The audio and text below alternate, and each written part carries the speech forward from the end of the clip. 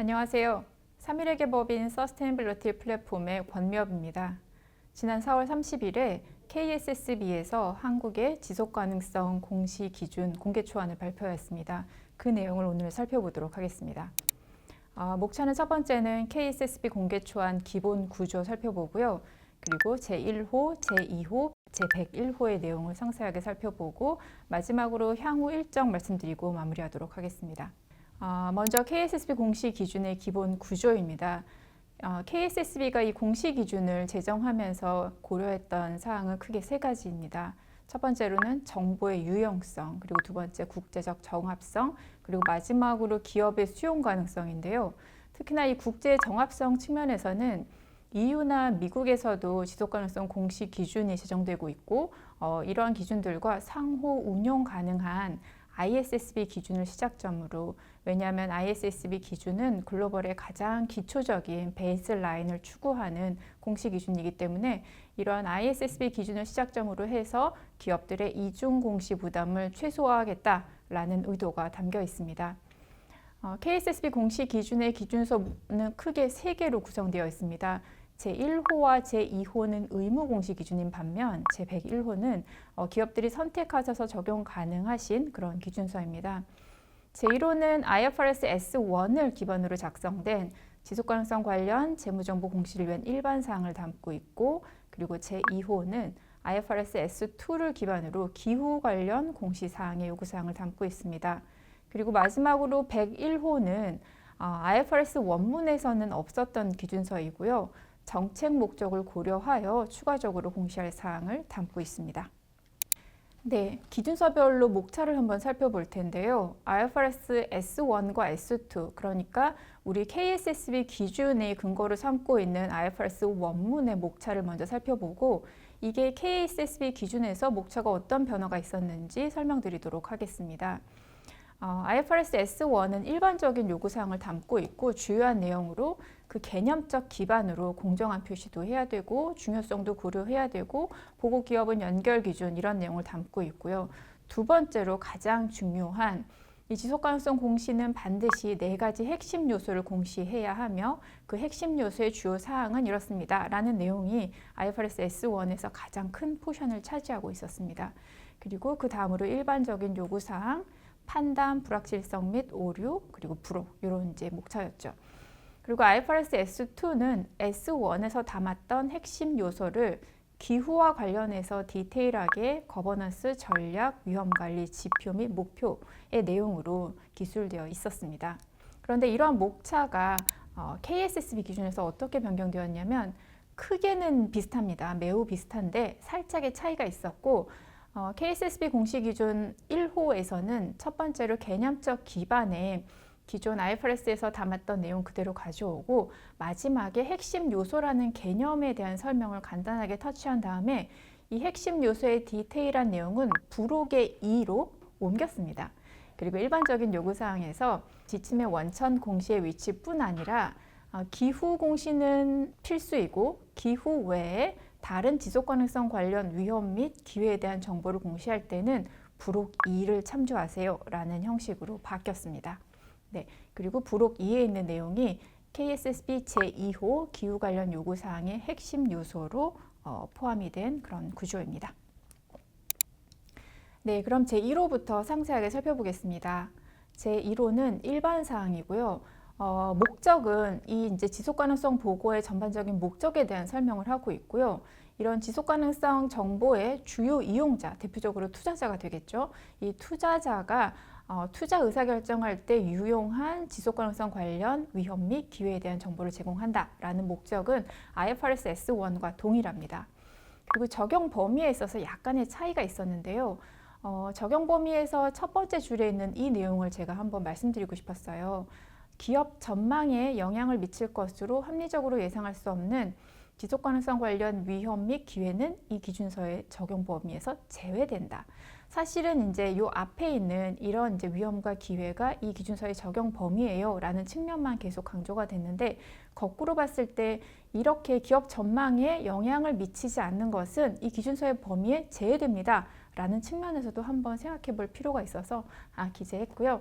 두 번째로 KSSB 기준서에서 추가된 문장으로는 기후 관련 위험 및 기회의 정보는 반드시 공시해야 하며 기후 외에는 공시 주제별로 회사의 판단 하에 선택하여 공시한다 라고 적용 범위를 설명하고 있습니다. 이 부분은 IFRS S1과 다른 부분입니다. 그리고 개념적 기반으로는 공정한 표시, 중요성, 보고 기업, 연계된 정보, 그리고 핵심 요소에 대한 이야기를 담고 있고요. 이 공정한 표시 측면에서 제가 하이라이트한 부분, 이 부분을 보시면 이 지속 가능성 공시가 정보 이용자한테 뭘 전달해야 되는구나 라는 걸 명확하게 이해하실 수 있는데요. 이 지속 가능성 관련 위험 및 기회가 단중 장기에 걸쳐서 기업의 현금 흐름, 자금 조달 접근성, 자본 비용에 미치는 영향을 이해하기에 충분하지 않다면 추가 정보를 공시하세요. 그렇게 하는 것이 공정한 표시예요. 라고 설명하고 있습니다.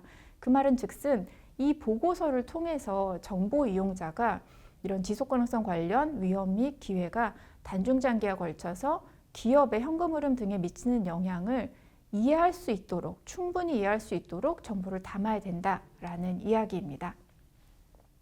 네, 나머지 부분들은 이전에 제가 많이 말씀드린 부분이어서 상세한 설명은 생략하도록 하고요.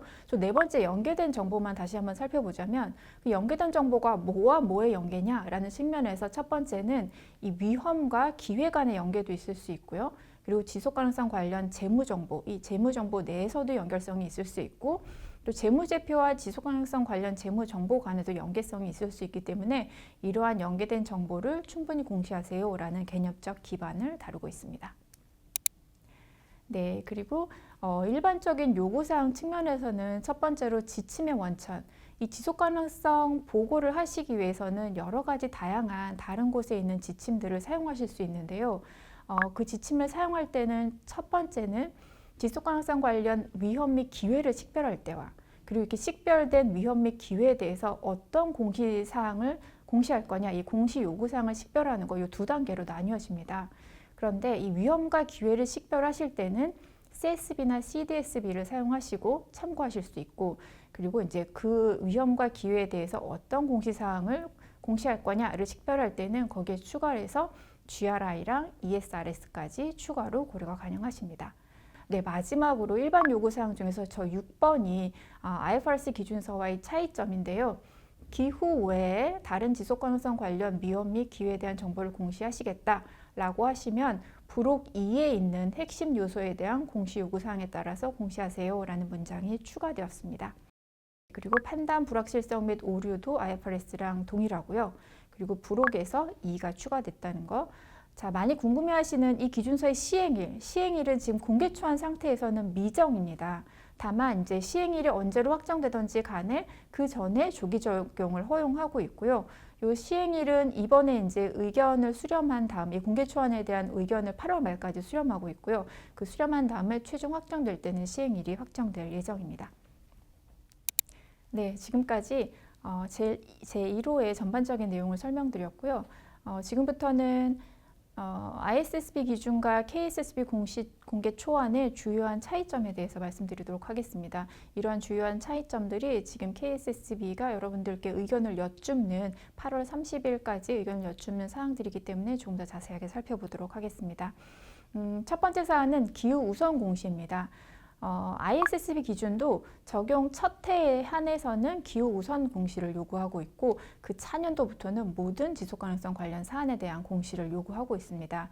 반면 KSSB 공개 초안은 기후 관련 위험 및 기회에 대한 정보는 의무 공시이지만 기후 외에 다른 지속가능성 관련 사안 공시는 기업이 선택하도록 지금 요구하고 있습니다.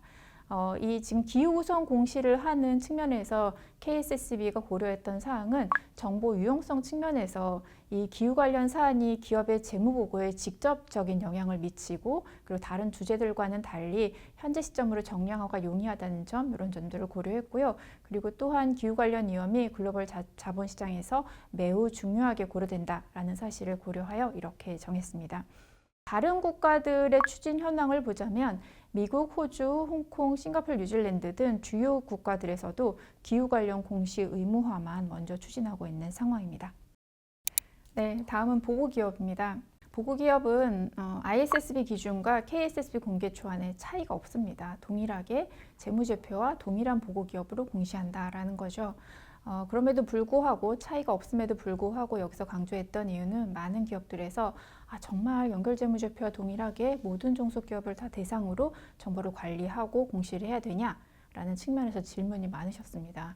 네, 이 똑같게 이제 연결재무제표를 작성한 동일한 보고기업으로 공시를 하셔야 되고요. 그 취지는 이 정보의 주 이용자가 투자자인데 투자자는 기업 가치의 전망에 대해서 가장 궁금해합니다. 그런데 이 기업 가치가 연결 실체로 평가되기 때문에 이 보고는 연결로 한다라고 정해졌고요. 그리고 국제적 정합성 측면에서도 해외 주요국도 동일하게 이 지속가능성 재무 정보는 연결 기준으로 공시를 하도록 요구하고 있습니다. 네, 다음은 지침의 원천입니다. 앞에서도 살짝 한번 말씀드렸는데요. 주요한 차이는 SSB 기준, SSB 기준을 어떻게 적용하냐입니다. ISSB 기준에서는 SSB 기준을 반드시 고려해라 라고 요구하고 있습니다. 그런데 KSSB 기준에서는 SSB 기준 반드시 고려하는 건 아니고 참고 가능하다 수준으로 완화를 했습니다. 네, 이러한 것들은 호주도 마찬가지 상황으로 나타나고 있습니다. 단기, 중기, 장기의 정의입니다. ISSB 기준에서는 사실 단중장기가 몇 년이다라는 걸 정의하지 않고 기업의 비즈니스 사이클이나 전략 사이클을 고려하여 결정하도록 요구하고 있습니다. 그런데 KSSB 공개초안에서는 이후의 ESRS와 동일하게 단기는 1년, 중기는 5년까지, 그리고 장기는 5년 후로 정의를 하고 있습니다. 다만 기업별 특성을 고려해서 다른 정의도 사용이 가능하십니다. 국제적 정합성 측면에서 이유는 우리나라랑 동일하고요. 다만 이제 이유의 경우에는 단중, 장기 중에서 단기 1년, 요거는 이제 회사가 자의적으로 변경을 하실 수가 없습니다. 그런데 중기와 장기는 기업이나 산업의 특성을 고려해서 중장기의 기간은 5년이나 뭐 다른 연도로 수정을 하실 수 있고요. 그리고 참고하실 만한 사항은 미국은 단중, 장기가 아니라 딱 단기와 장기를 12개월을 기준으로 나누는 이런 차이점이 있습니다. 네, 다섯 번째로 산업 기반 지표입니다. 우리 이제 공시할 때 지표 측면에서 네 가지 핵심 항목의 마지막이 이제 지표와 목표이죠. 그 지표에서 공시 기준을 요구했던 게 ISSB 기준에서 산업 전반적으로 동일하게 공시해야 되는 지표, 그리고 이제 특정 산업별로 산업 기반 지표 이 두 가지를 나눠서 공시를 요구하고 있었는데요. ISSB에서는 산업별로 나눠지는 산업 기반 지표도 필수 공시 항목이었으나 우리 KSSB 공개초안에서는 산업 전반 지표, 그러니까 공통적으로 해야 되는 거는 의무이지만 산업 기반 지표는 공시를 기업이 선택하실 수 있는 걸로 변경되었습니다. 그리고 마지막으로 또 특이한 사항은 ISSB 기준에 없는 내용인데 KSSB에 추가된 것으로 마치 우리 재무제표 발행 승인도 기관에서 누가 승인을 했는지를 공시하듯이 이 지속가능성 관련 재무 공시도 발행의 승인일과 승인자를 공시하도록 요구하고 있습니다. 네, 여기까지 제1호에 대해 살펴봤고요. 두 번째로 제2호 기후 관련 공시사항에 대해서 살펴보도록 하겠습니다. 기후 관련 공시사항도 목적은 기후 관련 위험 및 기후에 대한 정보 공시를 요구하는 것, 그리고 적용 범위는 기후 관련 위험과 기회에 대해서 공시를 해라입니다. 다만 여기서 특이한 사항은 기후 관련 위험에 대한 모든 정보가 이 기업에게, 우리 기업에게 중요하지 않다고 판단해서 이 기후 관련 공시를 생략하실 수 있습니다. 그런 경우에는 그러한 사실과 왜 생략했는지, 왜 중요하지 않다고 판단했는지 그 근거를 공시하도록 요구하고 있습니다. 이 부분은 ISSB 기준서에서는 없는 내용이고 KSSB 공개초안에서만 추가된 사항입니다. 기후 관련해서 이제 네 가지 핵심 요소에 대해 살펴볼 텐데요. 거버넌스, 전략, 그리고 위험관리, 지표 및 목표입니다. 먼저 거버넌스 측면에서 의사결정기구, 사실 이 내용도 ISSB 내용과 큰 차이가 없기 때문에 의사결정기구 대부분 이제 이사회에서 이런 역할을 하시죠. 기후 관련 위험 및 기회를 감독할 책임이 있는 의사결정 기구 또는 개인을 식별하도록 요구하고 있고 그게 누군지 공시를 해야 되고 이들이 가지고 있는 책임과 의사결정 체계 그리고 목표 및 보상에 대해서 공시를 하고요. 그리고 이사회에서 이런 역할을 했다면 경영진은 기후 관련 위험 및 기회를 모니터링하고 관리 및 감독한 데 사용하는 프로세스나 통제, 절차 등의 내용을 공시하도록 요구하고 있습니다. 전략 측면에서는 이 기후 관련 위험과 기회에 대한 설명부터 시작이 됩니다. 이 위험과 기회가 이 물리적 위험인지 전환 위험인지도 설명을 하고요. 그리고 이런 위험과 기회가 언제 어떻게 영향을 미칠 것인지 그런 예상되는 기간에 대한 설명도 공시를 요구하고 있습니다. 그리고 사업 모형 및 가치 사슬, 전략 및 의사결정. 이 네 번째 항목에 있는 현재 및 예상 재무적 영향 측면에서는 이 ISSB에도 동일한 워딩이 있고요. 양적 정보를 제공하지 않을 수 있습니다. 그런데 그 경우에는 질적 정보를 제시하고 그 이유를 설명해야 되고 무조건 다 양적 정보를 제공하지 않을 수 있는 건 아니고 아래 이 세 가지 중에 하나에 해당하는 경우에는 양적 정보 제공을 생략 가능하도록 요구하고 있습니다. 예를 들어서 현재 또는 예상 재무적 영향을 별도로 식별할 수 없다. 사실은 이제 식별할 수 없다라는 걸 입증하기는 굉장히 어려울 것으로 보이고요. 물론 그런 사안도 있을 수 있습니다.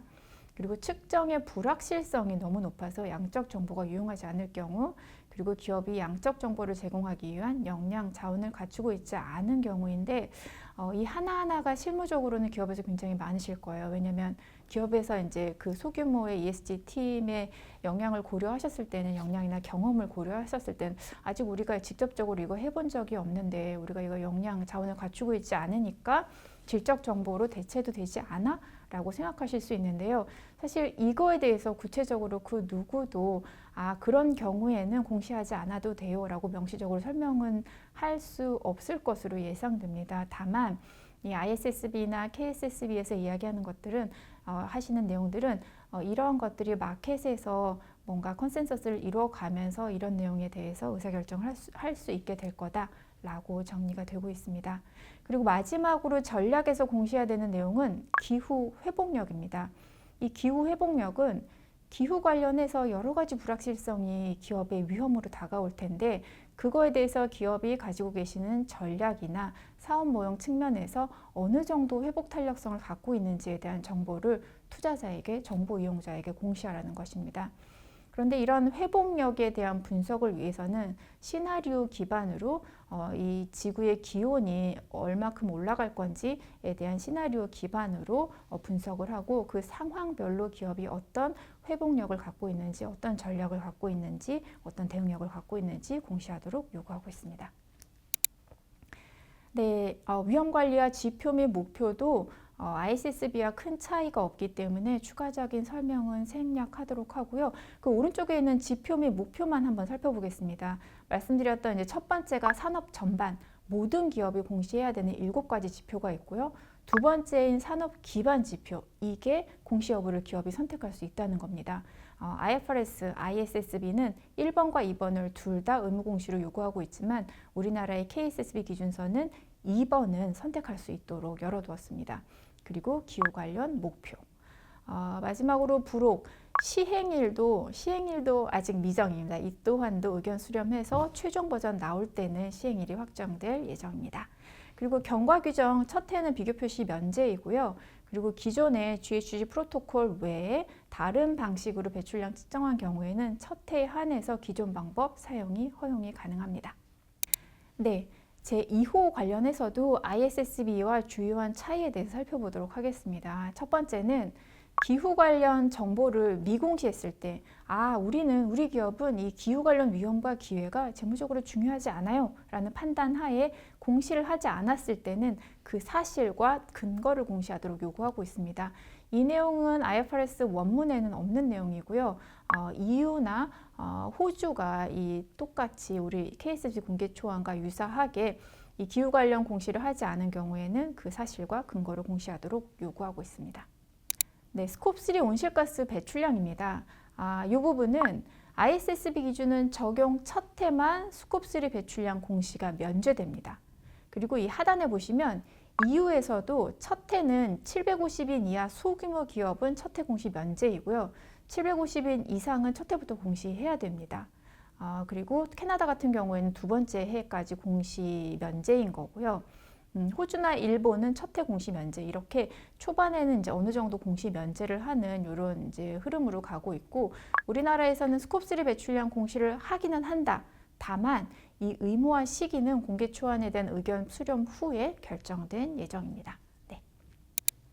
네, 다음은 온실가스 배출량 측정 방법입니다. 이 배출량 측정 방법은 ISSB 기준에서는 GHG 프로토콜을 적용하는 게 원칙이다라고 이야기하고 있고요. 다만 각국의 관할 당국이 요구하는 특별한 측정 방식이 있는 경우 그 측정 방식을 허용한다라고 언급하고 있습니다. 이 내용을 그대로 가져와서 KSSB 공개 초안도 GHG 프로토콜을 적용하되 관할 당국이 요구하는 경우, 즉 예를 들어서 우리나라 같은 경우에는 탄소중립 기본법에 따른 관할 당국이 요구하는 경우에는 그 측정 방식도 허용하고 있습니다. 다만 이러한 경우에는 측정 방법별 배출량 정보를 세분화해서 공시하도록 요구하고 있습니다. 네. 국제적 정합성 측면에서 EU는 GHG 프로토콜을 사용하고 있고요. 그리고 일본은 공개 초안에서 GHG 프로토콜 또는 관할 당국이 요구하는 방식을 요구하고 있습니다. 네, 네 번째로는 내부 탄소 가격에 대해서 살펴보겠습니다. ISSB 기준에서는 내부 탄소 가격 관련해서 이 적용 여부와 어떤 방식으로 적용을 하는지 그리고 톤당 가격이 얼마인지를 공시를 요구하고 있는 반면 우리 공개 초안에서는 이 내부 탄소 가격의 적용 여부와 적용하는 방법은 의무 공시입니다. 다만 톤당 가격의 공시 여부는 기업이 선택하도록 열어두었습니다. 마지막으로 101호 살펴보겠습니다. 101호는 우리나라에서 이제 추가로 제정한 기준서이고요. 이건 의무 공시 기준서가 아니라 선택 공시 기준서입니다. 정책 목적을 고려한 추가 공시 사항인데요. 목적은 기업의 지속가능성 관련 정보가 이런 지속가능성 보고서 외에도 다양한 부처의 채널을 통해서 정보가 공시되고 있기 때문에 제공되고 있기 때문에 이러한 정보를 이제 하나에 모아서 지속가능성 보고서에 통합한다면 정보 이용자 측면에서 효율성이 굉장히 높아지고 정보 유용성을 향상시킬 수 있겠다라는 취지로 제정이 되었습니다. 이 기준서는 기업이 선택하는 경우에만 적용하실 수 있고요. 그리고 요 지금 세부 항목별 공시사항도 기업이 선택하실 수 있습니다. 이 기준서를 적용할 때 예를 들어서 이제 제2호 기준서는 반드시 제1호의 원칙과 개념적 기반을 적용하셔야 되는데요. 이 101호를 적용하실 때는 제1호의 그런 원칙이라던가 개념적 기반을 적용하지는 않습니다. 네, 왜냐하면 이 기준서 자체에서 그런 내용을 담고 있기 때문에 예를 들어서 개념적 기반으로는 공정한 표시는 기업이 정책 목적을 고려한 지속가능성 관련 사안을 목적 적합하고 충실하게 표현한다라고 설명하고 있고요. 보고 실체, 우리 앞에서 이제 1호와 2호는 연결재무제표와 동일한 이제 범위로 보고를 한다면 이 보고 실체는 공시하는 정보의 유형에 따라서 달라집니다. 왜냐하면 각 법이나 이제 정책에 따라서 어느 범위까지 공시하세요를 이미 규정하고 있기 때문에 그 법에서 요구하는 내용에 따라서 보고 실체를 범위를 결정하시면 됩니다. 네. 그리고 공시 위치는 지속가능성 공시기준 제1호 그리고 제2호에 따른 지속가능성 보고서와 함께 공시하되 섹션은 구분하여 공시하도록 요구하고 있고요. 보고 시기는 지속가능성 관련 재무정보와 동시에 보고하고 이 보고 기간도 지속가능성 관련 재무정보의 보고기간, 즉 재무제표의 보고기간과 동일합니다. 다만 일부 법적 요구사항에 따라서 그 보고기간이 일부 다를 수는 있습니다. 네. 그리고 이 또한도 비교 표시하고 적용 첫 해에는 비교 표시가 면제가 됩니다. 네, 그 101호에서 정책 목적을 고려했을 때 어떤 공시 요구 사항을 있는지를 사례를 한번 들어보자면요. 법률이나 규정에 따라서 공개 중인 정보가 한 축이고 또는 정책 목적을 달성하기 위해서 이미 기업이 제공하고 있는 정보가 다른 한 축입니다. 대표적으로 법률이나 규정에 따라서 기업들이 공개 중이신 정보는 온실가스 목표관리 제도에 따라서 공개를 요구하는 정보, 배출권 거래제에서 공개를 요구하는 정보 등이 있고요. 그리고 정책 목적을 달성하기 위한 정보 측면에서는 육아 친화 경영 관련 정보, 그리고 강제노동 예방을 위한 정보 등이 포함되어 있습니다. 이 또한도 시행일은 아직 미정이고 조기 적용 가능합니다. 네, 여기까지 기준서의 내용을 살펴봤고요. 마지막으로 이런 공개 초안에 대해서 향후 일정을 살펴보겠습니다. 네, 지난 4월 30일에 공개 초안이 발표된 이후 5월 1일부터 8월 31일까지 4개월간 여러분들의 이제 의견을 수렴할 텐데요. 이런 의견을 반영해서 최종 기준은 24년 하반기 중에 발표하는 것을 목표로 하고 있습니다. 이런 최종 기준이 발표될 때는 하단에 기재된 지침 및 교육 자료가 제공될 예정입니다. 지금 고려 중인 주제로는 중요한 정보 식별, 가치 사슬의 식별 등 포함하여 마지막으로 스콥 1, 2, 3 온실가스 배출량 측정에 대한 그런 지침이나 교육 자료도 제공해 드릴 예정이라고 합니다. 네, 여기까지 KSSB 지속가능성 공시기준 공개 초안에 대해서 말씀드렸습니다. 감사합니다.